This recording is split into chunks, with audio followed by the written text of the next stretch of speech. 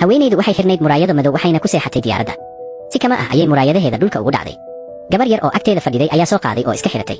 haweenaydii way toostay waxayna ogaatay in muraayadaheedii maqan yihiin.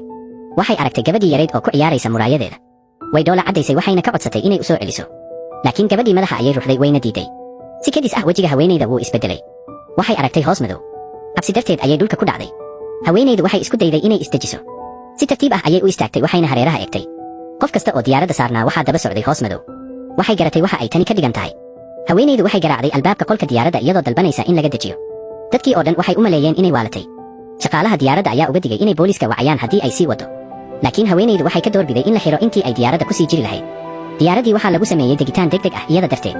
markii la kaxaynayay waxay ku qaylinaysay dadka oo dhan inay ka degaan. gabadhii yarayd waxay siisay muraayadaha shaqaalihii diyaaradda. waxayna ka codsatay inay siiyaan haweenaydaas. Amy way ka duwanaan jirtay dadka kale tan iyo yaraanteedii. markay ahayd 3 jir aabaheed ayaa u xiray muraayadii ugu horeysay. tan iyo markaas waxay ku nooleyd muraayado. qolkeeda waxaa ka buuxay noocyo kala duwan oo muraayado madow ah. sababtoo ah gabadhii yarayd ayaa ka qaaday muraayadeeda waxay aragtay hooska oo buuxiyey dhammaan diyaaradda. inkastoo ay buuq weyn samaysay haddana diyaaraddii si caadi ah ayay u duushay. waxay ogeyd in dhammaan dadka diyaaradda saarnaa ay dhiman doonaan. muddo yar kadib wararka ayaa sheegay in diyaaraddu dhacday. Amy waxaa loo xiray tuhmane ahaan. waxay sheegtay inaysan waxba samayn. boolisku waxay weydiiyeen sababta ay ugu qaylinaysay inay ka degto diyaaradda. waxay tidhi waxay aragtay hooska. waxay arki kartay hooska dhimashada. jack oo bannaanka qolka joogay ayaa fahmay markii uu taas maqlay. wuxuu xusuustay inuu markii hore kula kulmay dukaan shaah xumbo leh. waxay ka shaqaynaysay dukaanka iyadoo xiran muraayado madow. maamulaha ayaa u arkay in muraayaduhu dhaawacayaan sumcadda dukaanka. wuxuu u yimid oo ka qaaday muraayadeeda. layaabkiis wuxuu arkay inay hoostooda ku jirtay laba kale. maamulihii wuxuu sidoo kale ka qaaday kuwii gudaha ahaa. Amy waxay weydiisay waxa uu cabbayo laakiin jack wuxuu si joogto ah u eegayay indhaheeda. si kadis ah ayay u aragtay hoos geeska ka muuqda.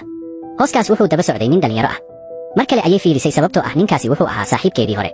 isla waqtigaas cabitaankii John wuu diyaar noqday. Amy si lama filaan ah ayay u qabatay. waxay ku tiri inuu sugo 3 daqiiqo ka hor inta uusan bixin. John wuxuu arkay saaxiibtiisa cusub oo gaariga ku sugaysa.